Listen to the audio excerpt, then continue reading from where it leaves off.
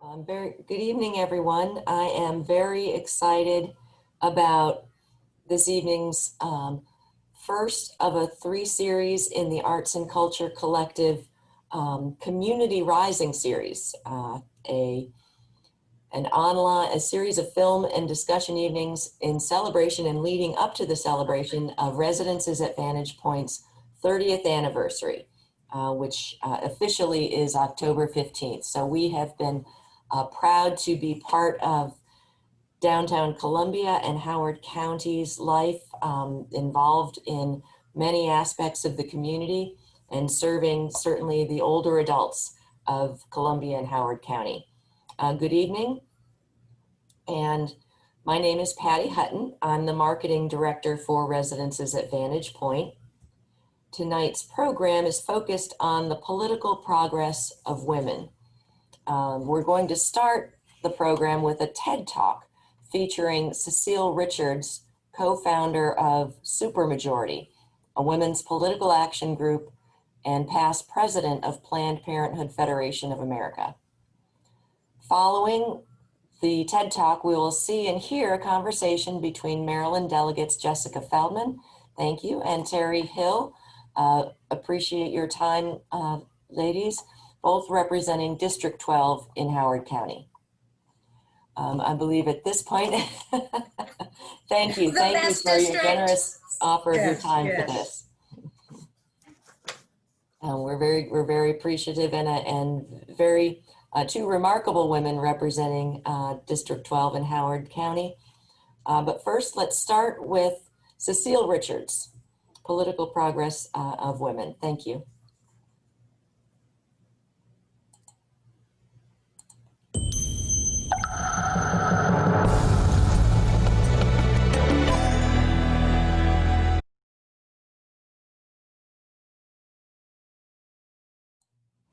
Thank you very much for those who've joined us this evening. I believe we have 24 participants for the first of the series of 3 film and evening discussions for the Arts and Culture Collective for Residences at Vantage Point. And my apologies to Cecile Richards for mispronouncing her name earlier. I do want to welcome my panelists to the conversation. We are very pleased to have 2 very accomplished women join us this evening to discuss this very important issue to all Americans and everyone. I'd like to welcome Maryland delegates Jessica Feldmark and Terri Hill. And again, a reminder, if you have questions you would like answered by the panelists, please type them into the chat feature or into the question and answer feature. Thank you. Jessica, Terri, please. Great. Okay. Well, first, thank you for inviting us. Interesting. So we get to start it off. Okay. All right, Jessica. Sure.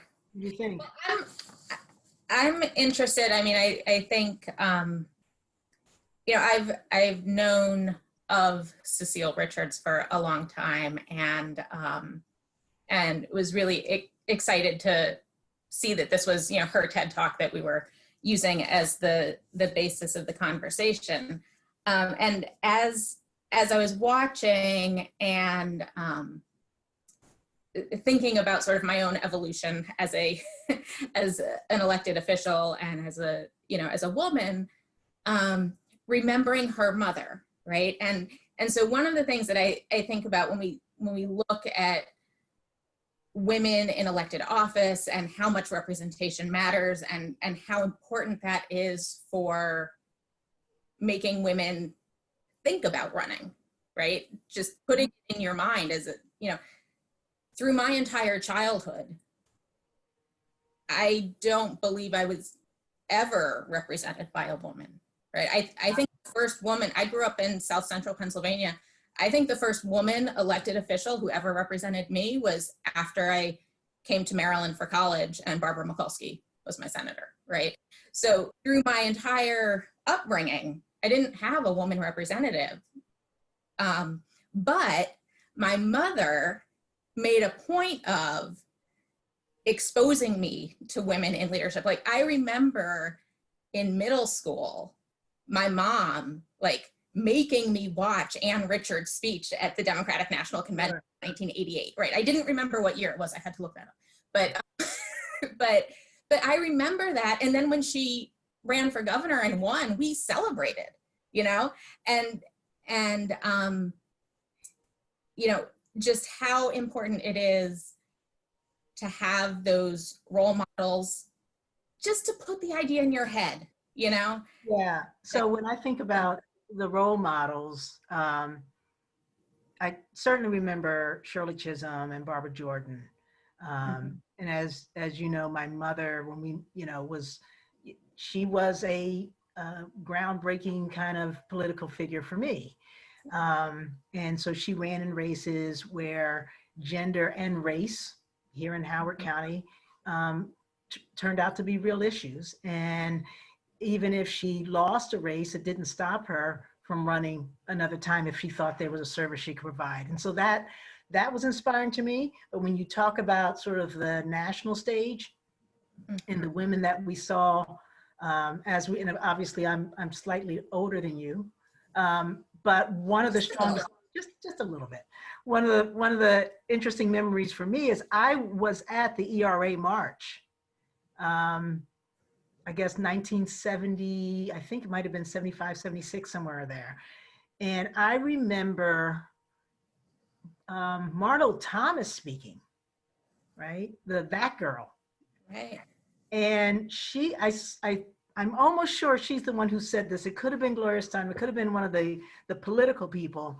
But the question, she said, people want to know, why do we have to have an equal rights amendment? Why can't we just change the laws? And she said, because if it's not in the Constitution, people can always change it. Mm-hmm.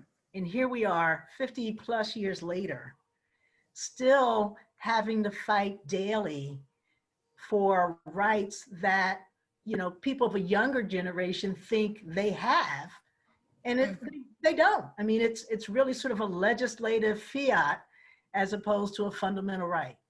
And I think that it's also interesting to watch Cecile, 2 years ago, and think about the moment we're in now and how things have shifted. And I think we had discussed the other day when we were sort of anticipating coming on, you mentioned that you took a little issue with Cecile speaking about the idea that voting for a woman is important almost regardless of her political ideology. You want to talk about that a little bit? Well, yeah, you know, it's interesting because I think representation matters across the board, and I certainly think having more women in office is a good thing. There's a point where, you know, does representation as a woman mean more to me than representation of my beliefs and values? Mm-hmm. Mm-hmm. And you know, it's interesting, when I first decided to run for office, it was a short period of time that I had in which to make that decision, and we might talk about that more. But you know, as soon as I was considering it, I found out there was this training available to get women to run for office, right? So I went down to DC to this one-day training, and it was hosted at George Washington, and one of the sponsors said, I remember her quote was, "Until there's parity, I won't be picky," right? And her philosophy was, if she had a chance to vote for a woman, she was going to vote for the woman. Yeah. So yeah. And I, as important as I think representation is, I'm not there. It is, you know, it is devastating to me that in our entire congressional delegation, we don't have a single woman. Right. Absolutely. There's a woman on the ballot who I don't think would be better for women. Right. And I have to say, you know, that was an issue in the 7th Congressional special election in the race, which, you know, right, I was in. I feel like there were several qualified women, yeah, and that should have mattered, but it obviously doesn't matter to the voters. And like you, I often heard people say, you know, I'm not worried about even the competency of a candidate, be it a minority candidate or a woman, because there's not enough parity, and we certainly have enough incompetent white men in office that and again, nobody wants to vote for incompetence, but I think the point, and I sort of bought the point, which was that why do we have standards that other people haven't had, right?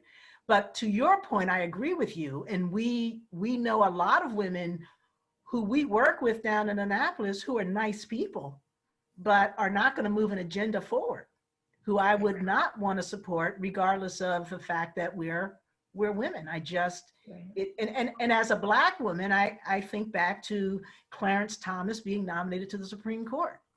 And that was something that was hotly debated in the African-American community. I did not support him. I don't regret that lack of support. He does not represent my values. And he doesn't represent for me what I think America is about. And so, and the same thing as a woman, again, if I go back to the era, Phyllis Schlafly was one of the most intelligent, capable women who almost single-handedly killed the ERA. Right. And I can admire her skills and never, ever want her to represent me on, as dog catcher, because our views are we're so opposed to one another. And even in the moment we're in right now, there are just people, I think, it is important that women have representation. And you've heard me say this, I quote John Sarbanes, who I happened to be at a women's event down in Montgomery County a few years ago, and there were several Congress people there. They were asked, most of the men, I think Donna Edwards was the only woman, but they were asked, where are you on women's issues? And John Sarbanes has a great record, but he said, it's kind of like I'm teaching my son how to drive, and I have to tell him to watch his blind spot because we're not in that lane. And there are things that I may want to do that make perfectly good sense, but I won't be aware of who it's going to hurt inadvertently and who it's, and what damage it can do. And so you have to check your blind spot if it's not your lane. And I think that that's what's missing when we don't have representation. Right. People don't even think about what they don't know because you can't know what you don't know. And, Cecile mentioned, she talked about, we want to build a government, we want to change, we want a government other than the one that was built for and by men. Michelle Obama, in one of her podcasts, talking to Valerie Jarrett, she even talks about, what is this thing about wearing suits to work, right? Her thing is, I'm going through menopause. This jacket's got to go. And if women had been in the room when we decided what is professional looking, nobody would be putting a jacket on, So it seems like an innocent point, but she's right. We didn't make the rules. And if when we get to power, whether it's political power or in the professional world or anything else, it's important that we not simply emulate men, but we use our voices to create a world that is inclusive so that other people can follow us just like we're following the people who opened the door. So, and we've got a couple of questions in the chat box for you. Where does Maryland rank in representation by women in state political office? In state political offices, we are relatively high. I think we're like 6th or 7th among states in terms of state elected offices. For representation. For representation. Statewide elected office. Right, statewide elected office, we are at 0, and so we're tied for last. And in terms of congressional representation, we're tied for last. Our only, our treasurer, Nancy Kopp, is, obviously she's a woman, but that's not elected office. She's elected by the General Assembly, right? And that's our female representation. And you can even see, if you watch the Board of Public Works, that some of the perspectives that she has, it's different, not because she's a Democrat, because Fran Show's a Democrat. There is some female representation perspective that she brings on that 3-person board that makes a difference. And I think it's interesting the difference between, in terms of the General Assembly, we're still, you know, well below half, but we're, you know, relatively high in terms of compared to other states. Right. But obviously, you know, we've got the first woman Speaker of the House, right? First woman and first African American, right? We've, in terms of, at least on the House side, in terms of leadership and committee chairs, we're well represented. You know, and so there's this real difference between sort of how relatively we're doing much better in the legislative offices, as you know, compared to statewide or congressional. And in my mind, I think that has something to do with money, right? But I think it mirrors what we see at the federal level, Right. which is that folks have no problem electing women that they know to represent them in Congress. But the idea of the nation electing a woman seems to be, you know, still a bridge too far. I also see, Patty, there was another question. Of supporting candidates, a judicial candidate specifically, who is not pro-choice, but basically I think is asking for a deeper dive into what Jessica, you and Terry, you discussed a little bit about, are voting for women because they're women, or are you voting for the best candidate that is going to represent your beliefs and your choices?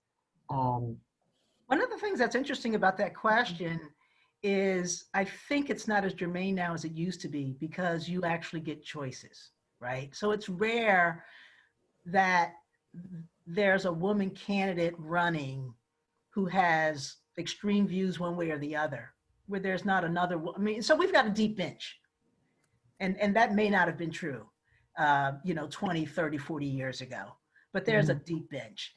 For me, as far as judicial, I don't think of myself as having litmus tests, but I do concern myself with the issues that I think are most critical in the moment. And I think women's autonomy over their bodies is a critical issue. And so it would be, I'm not going to say impossible, but it'd be very difficult for me to support a judicial candidate who was clearly against choice. If they were, you know, I've got to weigh it out, you know, maybe I could, but I think that's one of those critical issues that without being a litmus test, would just be very hard for me to support somebody on that. And I think I'd have a choice, you know. And again, if I go back to Clarence Thomas, part of my thing was, you know, people said, well, don't you want a Black man on the Supreme Court? And I was like, is this the only one you can come up with? You know, I mean, I think you can come up with other choices. Right.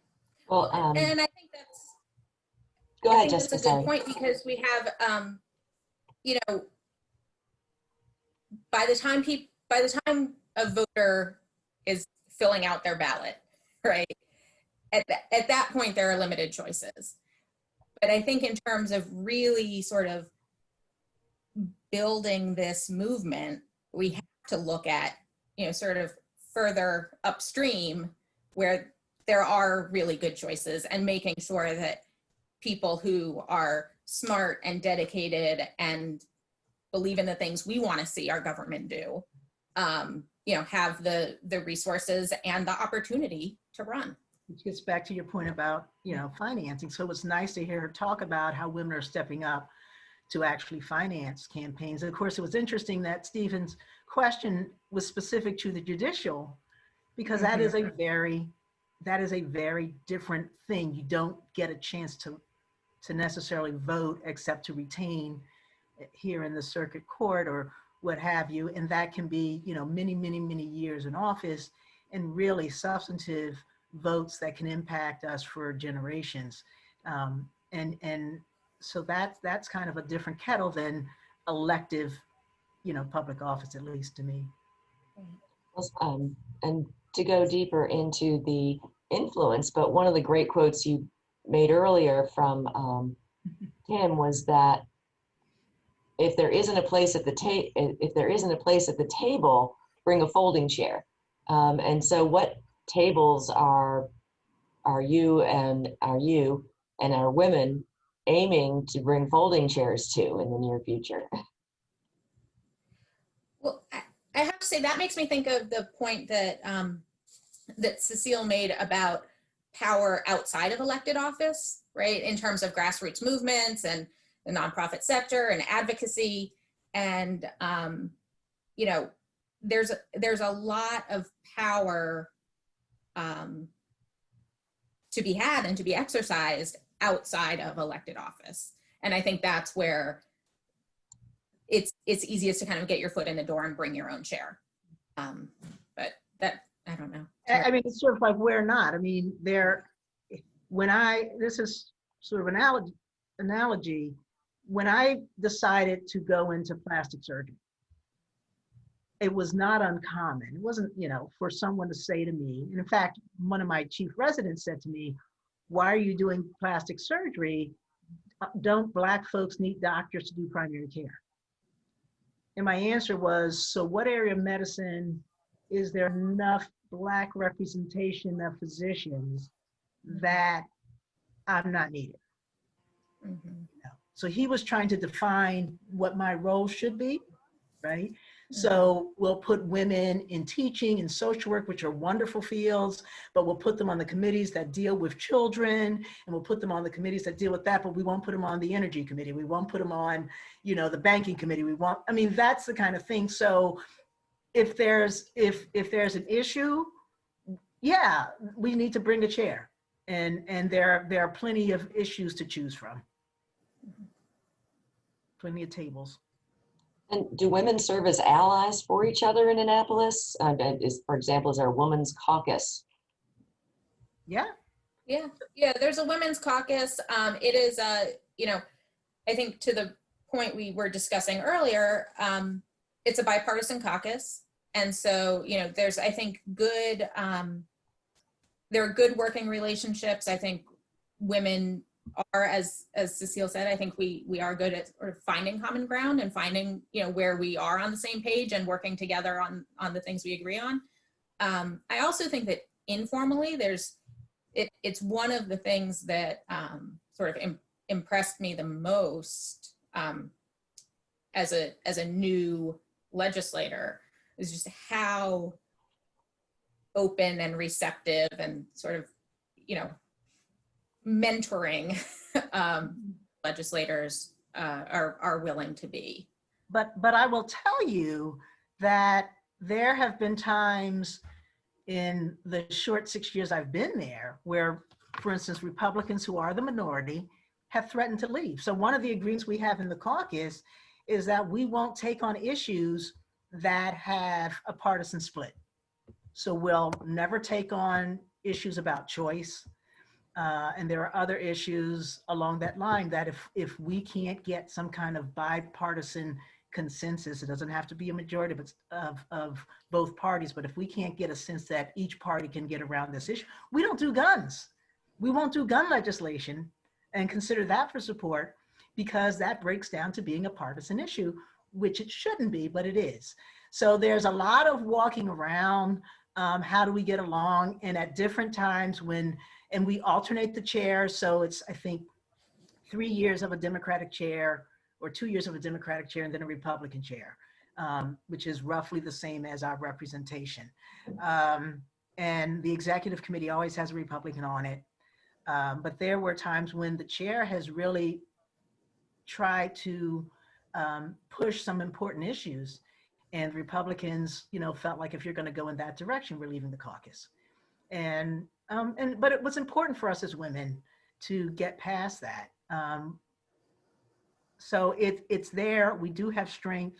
We do work together, and it's probably not unlike Congress in that sometimes the relationships you built working on that caucus can lead to better relationships when you're outside of the caucus in terms of trying to move other pieces of legislation and getting support. Well, Kathy's written in the comment or in the chat section, do you understand why Trump appeals to some women?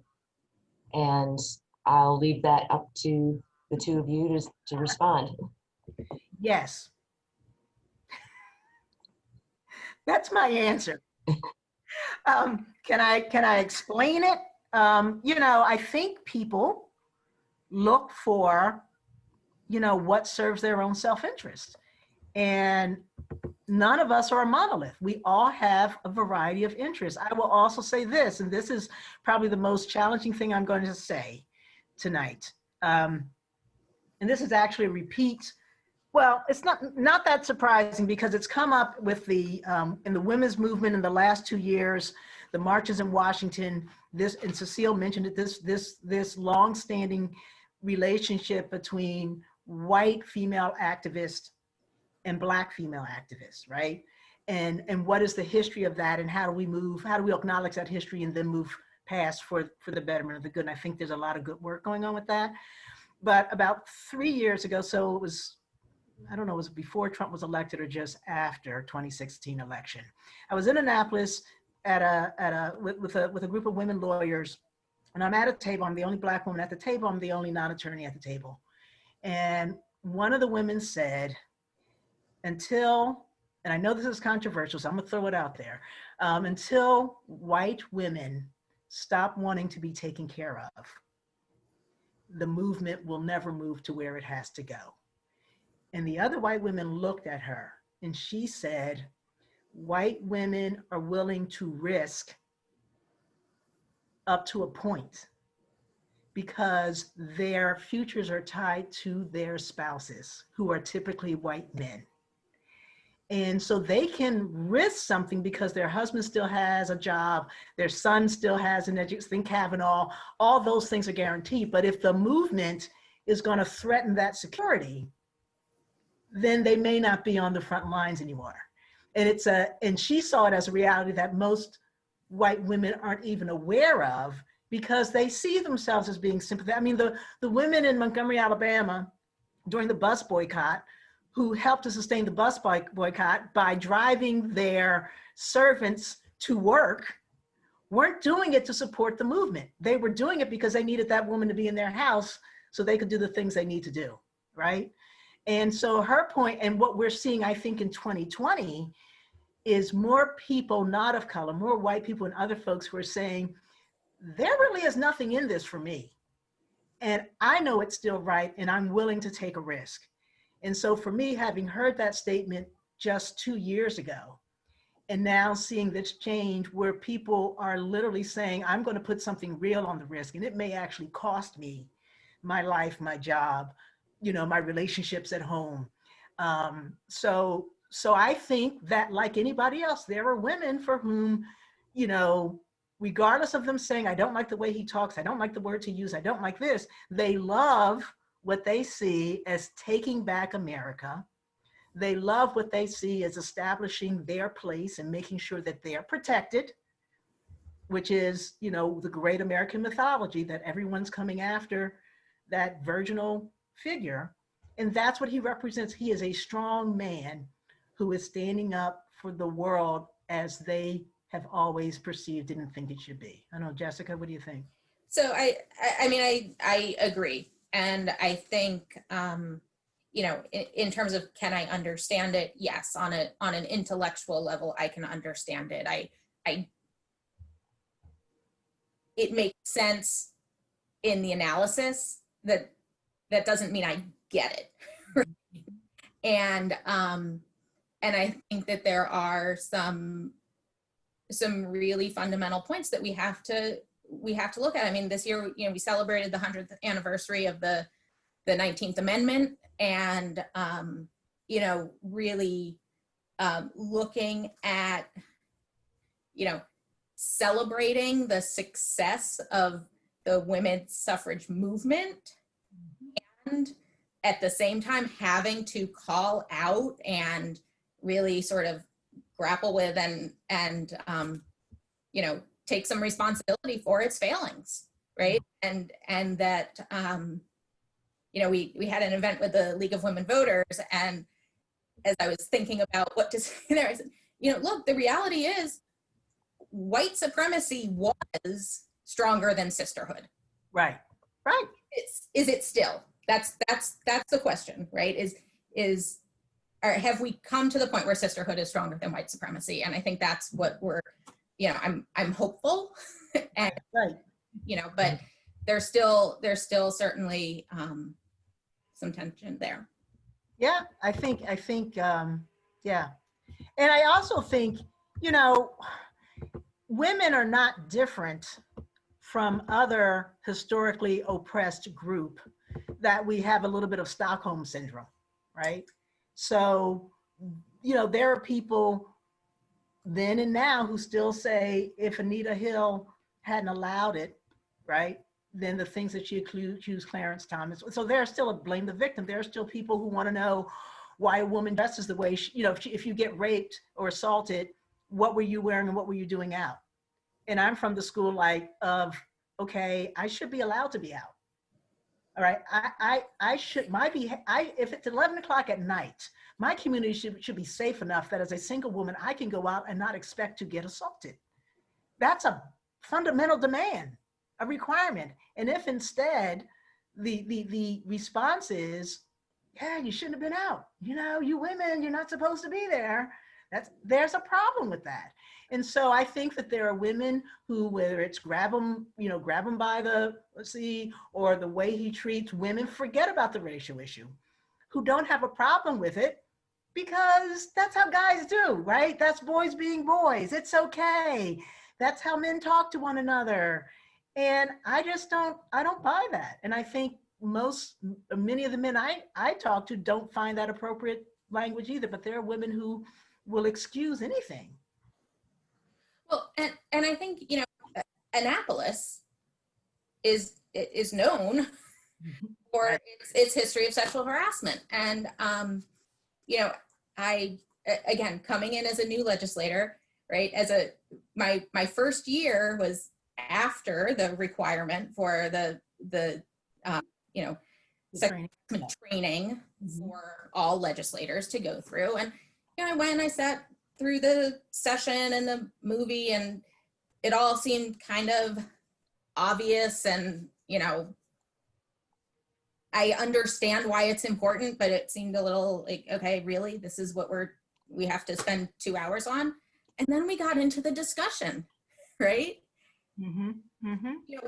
In the movie, one of the scenarios was a boss and his secretary, right? And so there's a scene where he's making moves on his secretary. She's clearly not interested, trying to figure out how to get out of it, right? And in the discussion, a legislator says, well, at what point is it her responsibility to and I was like, oh, this is why we have to have this training. Okay. And it was I guess it shouldn't have been that shocking, but it was, right? And that's... It gets back to, we said, so these are structures that were built by men for men. And when we first were allowed into, to a great extent, we tried to fit. We tried to shape ourselves to fit the structures that they told us we needed to fit.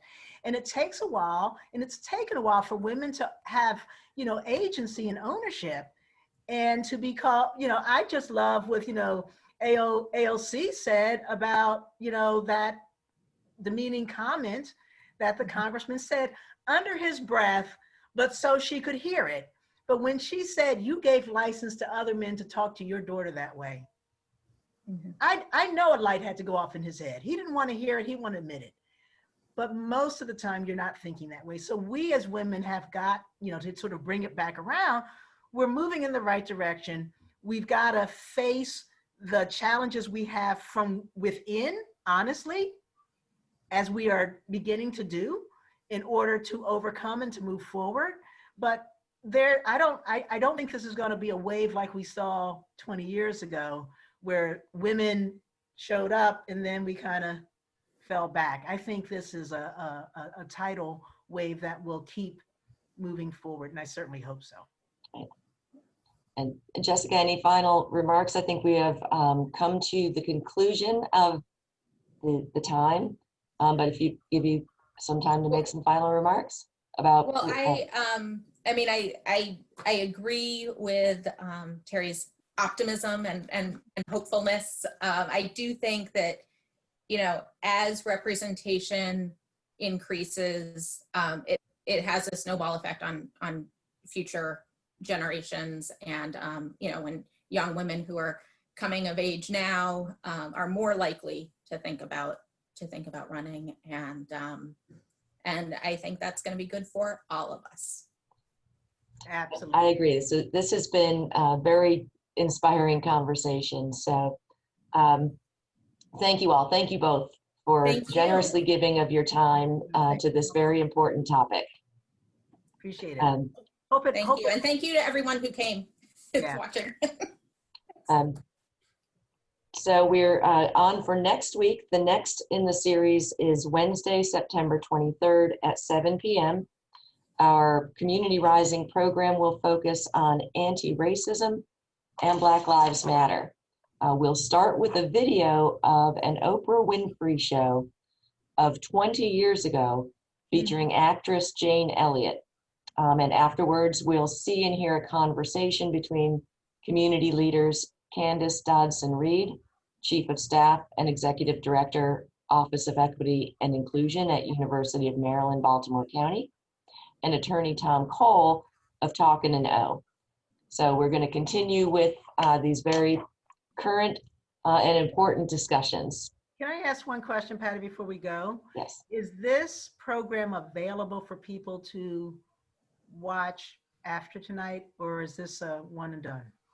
Great question, Terry. Yes, actually, I want to remind people that this session is going to be available for recording, and you can reach out to Residences at Vantage Point or through the Arts and Culture Collective on our website, www.vantagepointresidences.org, and we can direct you to where the recording will be living.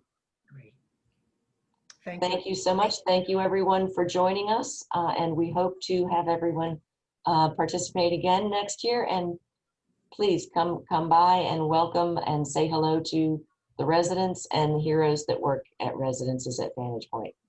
Terry, Jessica, thank you so much for joining us. Thank you for your time. Thank you. Have a good night.